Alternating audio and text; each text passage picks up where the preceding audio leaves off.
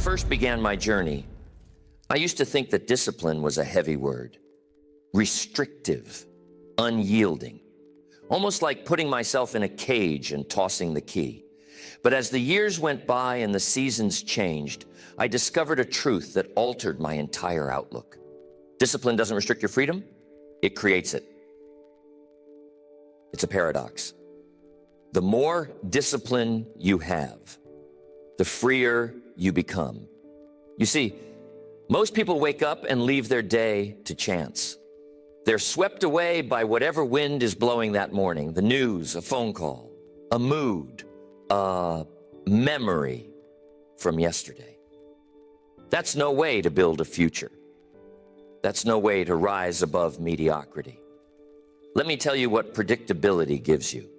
Predictability gives you peace of mind. Predictability takes the guesswork out of your morning, out of your afternoon, out of your night. If you know where you're headed and you've carved out a path, you don't stand at the crossroads every single day wondering which way to go. There's no need for endless debates with yourself. You simply walk the path you've set. That's freedom. Think about the greatest musicians, the finest athletes, the most productive people you've ever admired. Did they achieve what they achieved because they had bursts of motivation once or twice a month? Or did they build systems, routines, habits so consistent and predictable they could execute even when the world was spinning, when their mood wasn't right, when the sun wasn't shining, when they didn't feel like it, their routine took over? That's the power of predictability. I remember traveling from city to city, often tired, often far from home. But every day my suitcase was packed the same way. My notes prepared the same way. My schedule mapped out the same way. No confusion, no room for last-minute decisions. There's something liberating about not having to negotiate with yourself every morning. Should I do it? Should I skip? Maybe later? No, just what's next on the list. That's the game changer. Most people are at the mercy of their feelings. They get up and ask, do I feel like it today? Am I in the mood to work on my goals? That's the surest path to disappointment.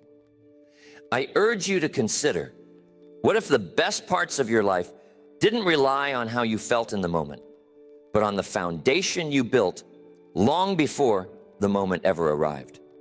That's what an unstoppable routine does. It stands between you and your old self.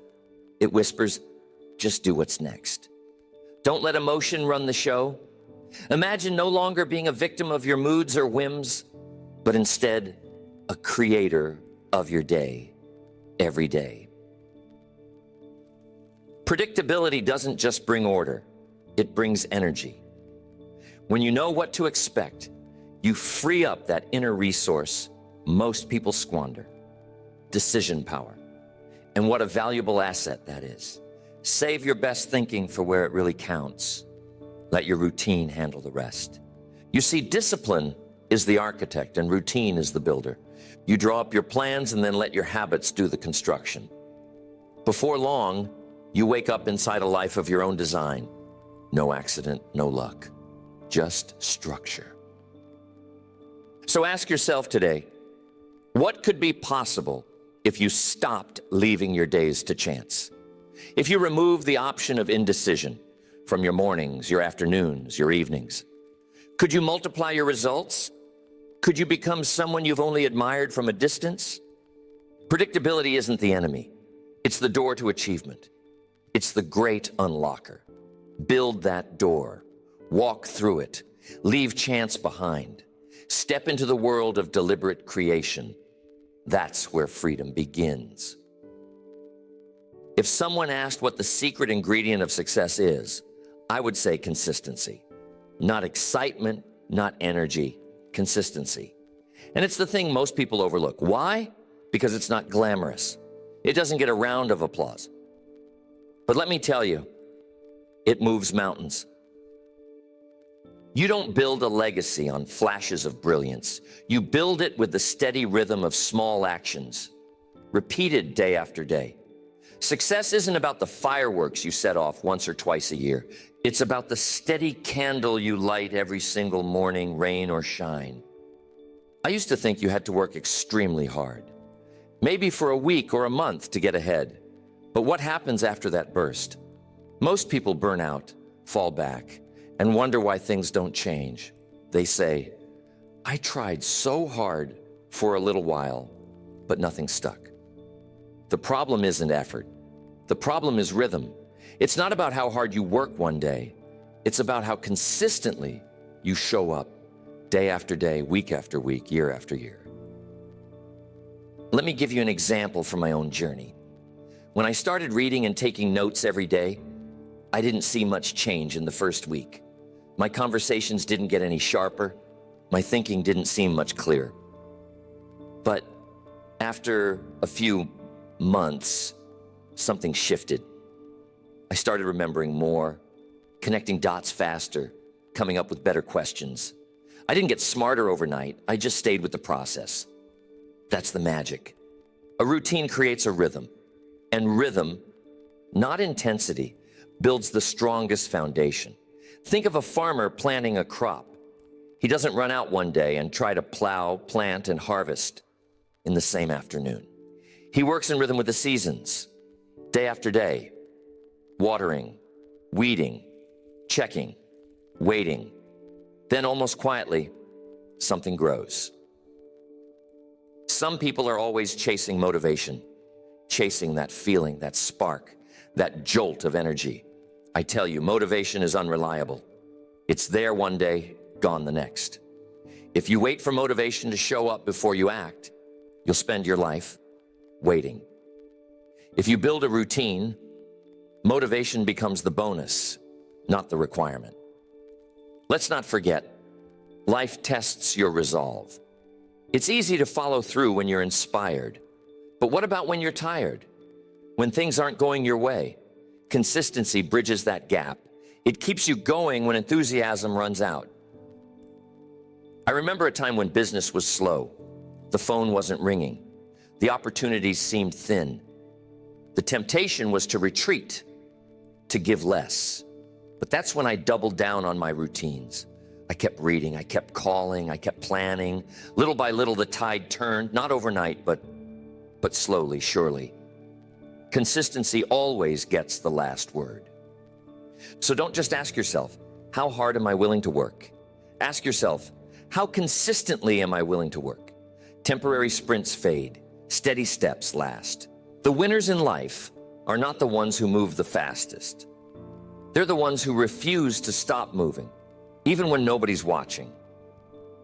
Here's something worth remembering. You can borrow someone's excitement, but you can't borrow their consistency. That's yours to build. And when you build it, you become unstoppable. Turn your actions into rituals. Make your habits automatic. Let the rhythm of your routine carry you when motivation fails you. That's how ordinary effort becomes extraordinary achievement. So today I challenge you, don't just seek the quick win. Build your life on the foundation of consistency. Day after day, stone after stone. Soon you'll look back and realize you've built a cathedral while everyone else was chasing sparks. You know, it's a fascinating thing. Most people are waiting for that perfect moment, waiting for the feeling to be right, waiting for the stars to align, for inspiration to strike, for a sign from somewhere. They wake up and say, if I feel like it, I'll do it. If not, maybe tomorrow. But let me share something that changed the way I approached every day. Don't start with your feelings. Start with your standards. Standards are different than moods. Standards don't waver with the weather or the headlines or the way someone spoke to you that morning. Standards are the non-negotiables you set for yourself, the commitments you honor, no matter what your feelings tell you. If you want to build an unstoppable routine, anchor it to your standards, not to your emotions. Ask yourself, what are your non-negotiables? What are the things you do regardless of mood, regardless of circumstance? Winners, you'll find, are not made by what they do. when they feel great. They're made by what they do when they don't feel like it at all. Champions get up and show up not because they're always motivated, but because their standards demand it. You don't have to feel like brushing your teeth to brush your teeth. You do it because it's a standard. You don't debate with yourself every morning, should I or shouldn't I? You just do it. That's the power of a standard. It takes the argument out of the action. I remember the days when it would have been easy to skip reading, to skip planning, to skip making those extra calls. Some days, the motivation just wasn't there, but the standard was. And when the standard takes over, you don't have to waste energy trying to convince yourself. You simply honor your commitment. You see, emotion is a beautiful thing. It's fuel, but it's unreliable as a guide. It's up, it's down, it's here, it's gone. If you build your days around emotion, your days will be unpredictable, your results even more. So build them around standards and you create certainty. You create reliability. If you find yourself negotiating your routine, maybe I'll do it later, maybe I'll skip just this once, you haven't set a standard yet. Once the standard is in place, the negotiation ends. The debate is over. The only question is, what comes next on the schedule? Here's another thing. Standards are built, not wished for. You set them, you protect them, you reinforce them every time you follow through.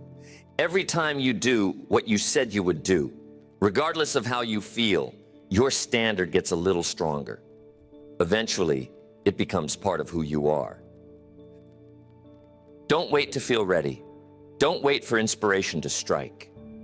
The winners in life get moving first and let the feelings catch up later. They don't ask their feelings for permission to succeed. They decide what matters and then act on it day after day. So today, I invite you to set your standards high.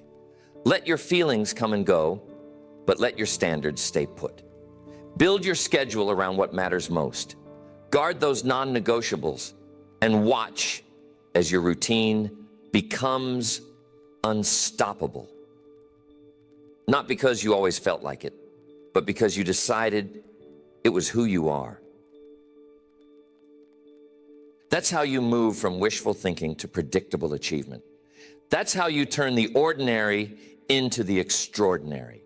Not with the energy of a single moment, but with the power of a standard that doesn't bend. If there's one place where routine matters most, it's in the morning. The first hour of the day is like the rudder of a great ship. It sets your course, even when the sea gets rough later on. I learned a long time ago, if you start your morning in order, the rest of the day has a way of falling into line. Start in chaos, and you spend the next 12 hours trying to catch up. Most people wake up and tumble right into the day, rushing, reacting, grabbing at whatever demands their attention first. The phone rings, the inbox fills up. The world starts making requests before you've even gathered your own thoughts. That's not a formula for productivity. That's a recipe for confusion. Order in the morning brings clarity by noon. That's why I've always been an advocate for beginning each day with purpose. Not with noise, not with frenzy, but with a quiet focus. Sometimes it's reading a few pages of something inspiring. Sometimes it's a moment of reflection, asking, what's important today? Sometimes it's planning out the tasks that really matter before the distractions try to take over. You don't have to wake up at dawn to win the day, but you do have to win the first hour, whatever time you start. The first hour belongs to you, not the world. Claim it, guard it, use it to set your intentions before the world sets its agenda for you. I remember in my early days, I'd sometimes wake up late, already behind, rushing, skipping breakfast, running out the door with half a plan in my head. And by noon, everything was scattered. No focus, just catching up. It wasn't until I started protecting my mornings that my whole routine changed. Even a few minutes of calm, a little bit of order, changed the way I approached every challenge. So what can you do in that first hour? You can read something uplifting. Not the headlines, but wisdom that strengthens your mind. You can write down your goals, remind yourself of what matters, review your plan for the day. You can sit in silence and let your mind settle before it's asked to solve problems. Whatever it is, do it on purpose. If the first thing you put into your mind is chaos, don't be surprised if confusion follows you through the day. But start with order, start with intention, and you'll notice something remarkable. Problems seem smaller, distractions seem less tempting, and you move through the day with greater calm and confidence. Guard your first hour like a treasure. Don't let the world steal it from you. That's your time to plant the seeds for the day you want, not just the day that happens by accident. The more intentional you are with your morning, the less you'll have to fix by the afternoon. Routine isn't just about what you do. It's about how you start. And if you begin each day with order, purpose, and quiet focus, you give yourself a tremendous advantage. That's how you become the architect of your day, not the victim of it. So tomorrow morning, before the world barges in, take those moments for yourself. Begin with purpose, and the rest will follow. Order in the morning, clarity by noon, achievement by night. One of the great challenges of the modern world is staying focused. The phone rings, someone knocks, the world tugs at your sleeve all day long. But if you want to accomplish something significant, you have to master the art of focus. That's where the power block principle comes into play. You see, the day is a collection of hours and minutes, but most people treat it like one endless, jumbled stream. They bounce from task to task, from message to meeting, rarely settling into deep, meaningful work. Every time you switch gears, you lose a little bit of energy, a little bit of clarity, a little bit of time. Here's the truth. Deep work requires deep focus. And deep focus isn't something that happens by accident. It's something you plan for. That's why it's so powerful to divide your day into blocks, segments, time carved out for one purpose and one purpose only. I learned this lesson early on. When I first started in business, I'd try to juggle everything at once. Phone calls, paperwork, meetings, ideas. By the end of the day, I'd wonder where the hours had gone. Progress was slow. Frustration was high.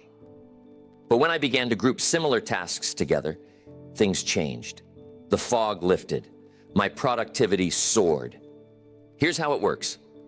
Take a look at your day and break it into focused blocks of time. Maybe one block for creative work, another for calls, another for reading or study. Instead of multitasking, an illusion, by the way, you're single tasking, giving your full attention to one thing at a time. The real magic comes when you eliminate context switching.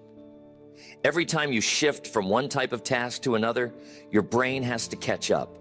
It's like stopping a car and changing direction over and over again. You lose momentum. But if you stay with one category of work, you build speed. You go deeper. You get more done. This isn't just theory, it's practical. When you sit down for your power block, you turn off distractions. The phone goes silent. The door stays closed. You let the world know for the next hour you're unavailable. You'd be amazed at what you can accomplish when you draw that line in the sand. You see, willpower is a limited resource. If you're always fighting off interruptions, you wear down by noon. But if you design your day with blocks of focused work, you don't have to resist distractions. They're already planned out of your environment. Some people resist structure because they fear it will box them in. But it's the opposite. Structure creates space for real achievement. It frees your mind. It lets you dive deep. In those power blocks, you're not just working. You're building something. You're making progress that sticks. So take a look at your own routine. Where could you bundle your tasks? Where could you defend a block of time for your most important work? Treat those blocks as sacred. Protect them fiercely. Let the world wait. When you adopt the power block principle, you begin to experience a new level of productivity. Less stress, more results. Less noise, more clarity. And at the end of the day, you feel accomplished. Not because you did everything, but because you did what mattered most. Remember, you don't need more hours. You need more focus in the hours you have. Group your work. Eliminate the switching. Let your mind settle into its best work. That's how you get ahead, while everyone else is just getting by. In all my years of studying success and failure, I've noticed something fascinating. Not all habits are created equal. Some are small and simple. Some make a ripple. But a few, just a few, are like the keystone in an arch. Put them in place, and everything else gets stronger. Remove them, and the whole structure wobbles.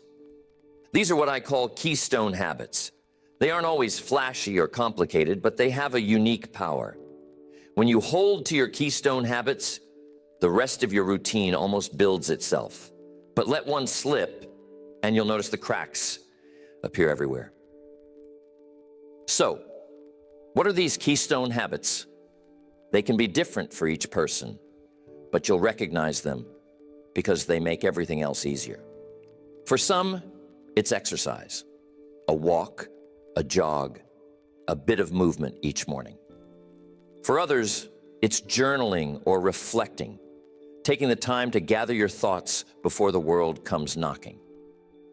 Maybe it's reviewing your goals, even for a few minutes, to remind yourself of the direction you're headed. In my own life, I found that a few simple routines anchored everything else. A few minutes of reading in the morning sharpened my thinking all day long. A moment to write down goals kept me on course when distractions tried to steal my attention. The act of reviewing the previous day's lessons turned small mistakes into big wisdom. Not a huge investment of time, but the return was enormous. It's tempting to try to fix everything at once. Change your diet, overhaul your schedule, tackle every bad habit in one go. But real, lasting change comes from protecting just a handful of these foundational routines. When those are in place, the rest follows naturally. When those falter, even the best intentions can't hold up the structure. You can spot your keystone habits by noticing what happens when you skip them. Miss a workout, and suddenly the eating plan slides. Skip the morning review, and the whole day seems less organized. Stop reflecting, and the same mistakes repeat themselves. These habits aren't just another box to check. They're the glue holding your progress together. So my advice is this: identify your keystone habits and guard them like treasure. If you have to compromise, let it be on the small things, not the habits that hold everything else in place. Make them your highest priority, no matter how busy the day gets. When you do, you'll find it easier to build momentum, to recover from setbacks, to stay on track without constant struggle. And remember, keystone habits are contagious. When you keep them, you start to pick up other good habits along the way, almost without trying. It's a powerful thing. So today, take a few minutes to reflect. What are the habits that, when in place, make you feel strong, clear, focused? What are the first routines to fall when life gets busy? And what happens to everything else when they do? Write them down. Commit to protecting them. Keystone habits don't make you perfect, but they make you powerful. They give you leverage. And once you've built your routine on that solid foundation, you'll be amazed at how the rest of your life starts to rise. One of the greatest mistakes people make with routines is treating them like stone tablets, unchanging, set for life. But life itself is never static. seasons change, circumstances shift. What worked last month might not fit next month. That's why a truly unstoppable routine is a living system, not a prison. You see, routine should serve you, not the other way around. It should help you adapt, improve, and grow, not box you in, not stifle your creativity. If you ever feel trapped by your own routine, it's time to step back and ask, is this still serving my highest goals? I make it a habit to review my routines every week. Just a simple process. Sit down with a notebook, look at what worked, what felt off, what took too much time for too little return. No judgment, just observation. Where did the energy flow easily? Where did the friction show up? Did I let distractions sneak in, or did I defend my priorities well? Sometimes you'll spot a task that doesn't need to be done at all. Other times, you'll see that a new priority has emerged, something important that isn't getting the time it deserves. Adjust. Don't throw out the routine just because it hit a bump. Refine it. Make it stronger. In business and in life, the winners are the ones who make small, regular improvements. The secret isn't perfection. The secret is iteration. Like a sculptor, you chip away, shape, adjust. Over time, something remarkable emerges. Not by accident, but by design. There were seasons in my own life when my mornings looked different. Some years, I needed more time for reading, less for meetings. Some years, my health demanded extra attention, so exercise became non-negotiable. The routine shifted, but the commitment to improvement never changed. Let me tell you, abandoning a routine at the first sign of trouble is the easy way out. Anyone can do that. But progress belongs to the person who keeps showing up, who keeps reviewing, keeps adjusting, keeps refining. Don't confuse flexibility with laziness. True flexibility is about adapting to get better, not finding excuses to do less. So, how do you start? Set a time each week, maybe Sunday evening, maybe first thing Monday. Sit with your routine and ask the tough questions. What's working? What's wasting time? What needs more structure? What needs to be let go? No routine is so sacred it can't be improved. Over time, these small adjustments add up. The routine gets tighter. The results get stronger. You don't become unstoppable by doing everything right the first time. You get there by getting a little bit better every week. If you treat your routine as a living, breathing system, you'll never feel stuck. You'll stay sharp, stay motivated, stay on course. Progress is a product of iteration, not instant perfection. Don't look for the routine that works forever. Look for the commitment to keep making it better. That's how you build a system that grows with you, not against you. That's how you turn routines into results. If there's a force that can turn a good routine into a great one, it's accountability. See, it's easy to make promises to yourself in the quiet moments. It's easy to write out a plan when nobody's watching. But what gets measured gets repeated. And what's visible, what's tracked, becomes a responsibility, not just a wish. Most people don't fail for lack of knowledge. They don't even fail for lack of desire. They fail for lack of accountability. It's one thing to say you'll do something. It's another to make it visible, to measure it, to let the results stare back at you. You can do this privately. Scorecards, checklists, a progress journal. You can do it publicly. Share your goals with a partner, a friend, a group that will ask how you're doing. The point isn't how you do it. It's that you do it. Make your routine real. Put it somewhere you can see it, where you can't escape it. For years, I kept a simple checklist for my routines. Each evening, I'd review. Did I follow through? did I stick to my keystone habits? Where did I slip, and what can I improve tomorrow? Some nights, I looked at that list with pride. Other nights, with resolve. The checklist didn't judge. It just told the truth. There's a certain power in seeing your actions on paper. It takes your routine out of your head and puts it in the world. Suddenly, it's not just a nice idea. It's a track record. It's evidence. And when you see the string of days, you kept your word, something happens inside. Your confidence grows. Your discipline deepens. If you want to raise the stakes, make your accountability public. Find someone you trust, someone who will ask the hard questions and expect real answers. Tell them what you're committed to, then report your progress. You'll find that the simple act of telling someone else increases your resolve. You don't want to let them down, and you don't want to let yourself down either. Let's not forget, accountability is not about guilt. It's about growth. It's about clarity.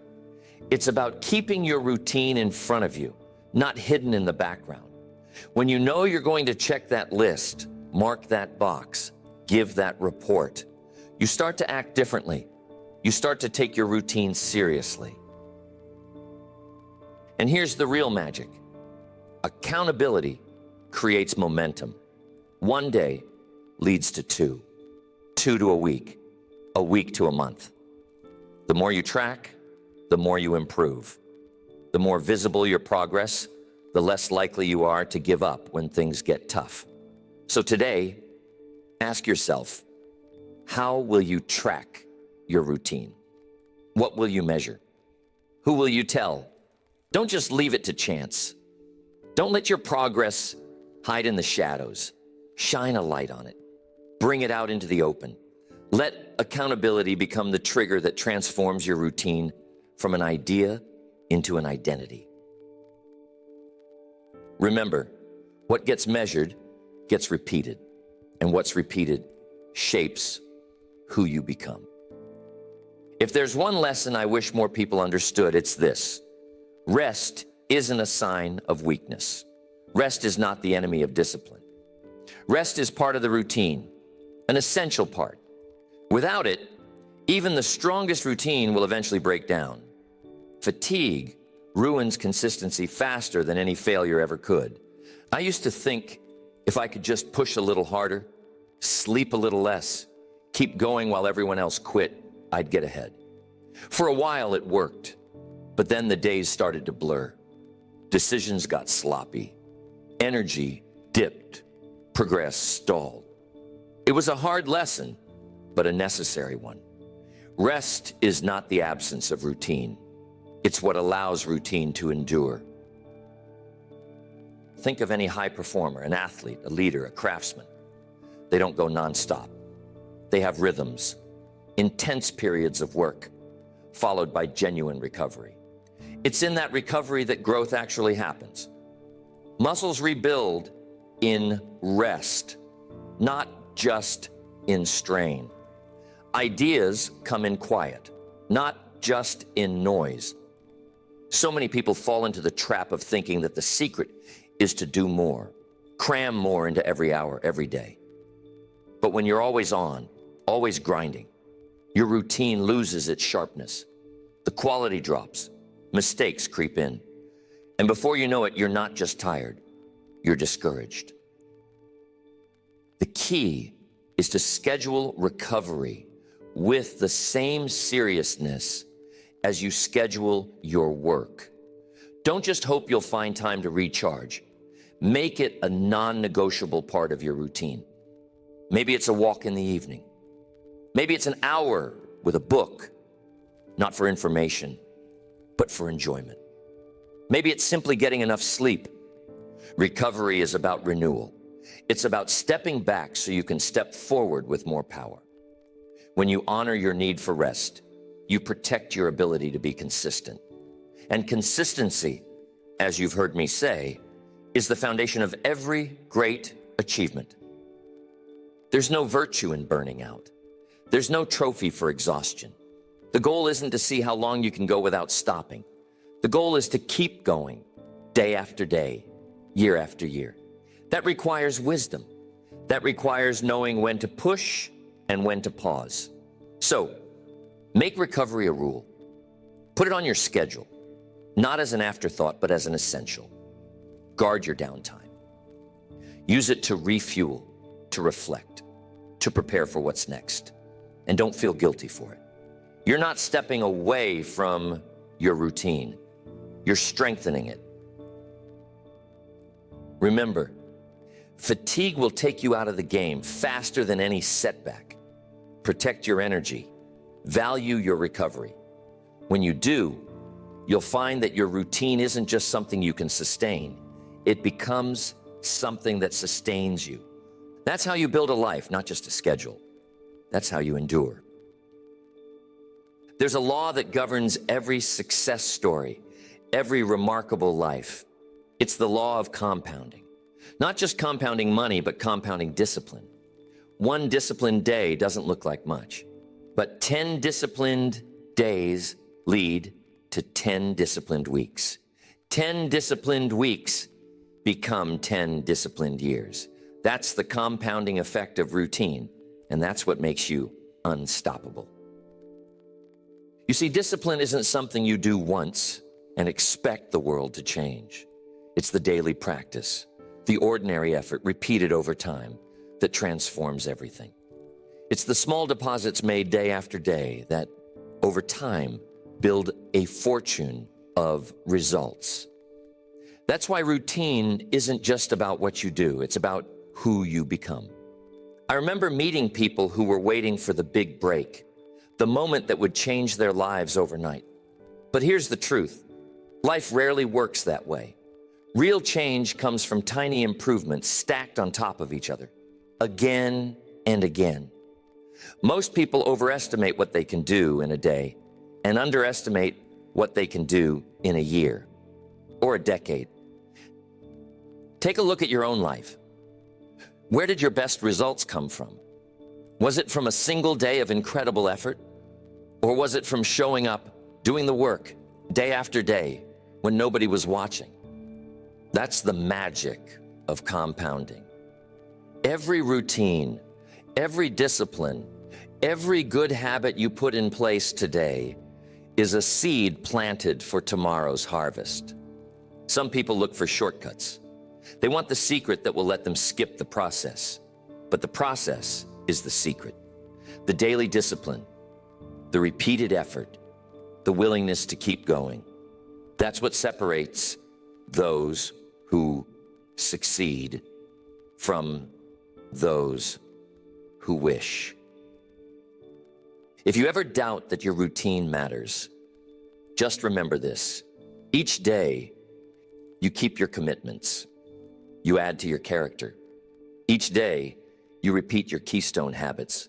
You reinforce the foundation. Each day, you track your progress. You multiply your results. And over time, those small, simple acts grow into something extraordinary. Discipline compounds. It turns effort into excellence, intention into achievement, routine into results. It's not about being perfect. It's about being persistent. It's about letting time work for you, not against you. So as you move forward, don't just focus on what you do each day. Focus on who you're becoming each day. Every time you follow your routine, you're not just building habits.